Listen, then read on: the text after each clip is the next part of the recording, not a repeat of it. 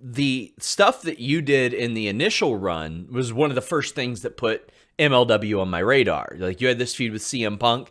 I had no clue who CM Punk was, like whatsoever. And then I saw how you two played off of one another, and I was like, okay, this is something that I need to be watching.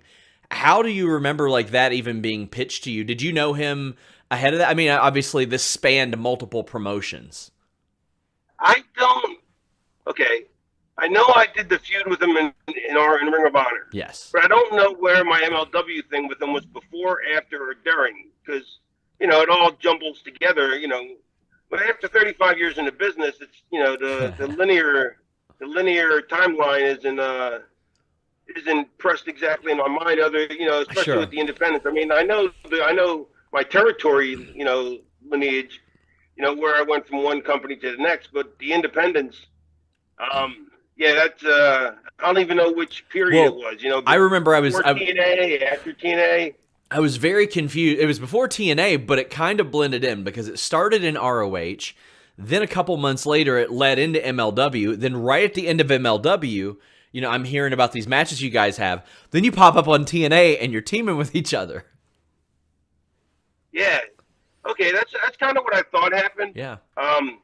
Yeah, what's funny is at the time, Punk thought he was the greatest worker in the world, and he wasn't.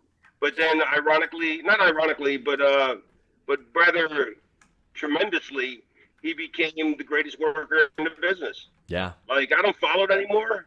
I don't watch shows, but I've seen enough stuff like at watch parties. Where I'm the guest, the paid guest or whatever, stuff like that. That when Punk was in his WWE run, I saw some of that, and he was the best guy, the best worker in the business. Like, I don't know if he still is, but I always loved the fact that he really thought he was, which you have to. You have to have that kind of ego to be able to push yourself, and that he actually fulfilled it. Because I've talked to a lot of guys that thought they were the best worker in the business, and you never heard from him again. I Uh, always thought that was cool.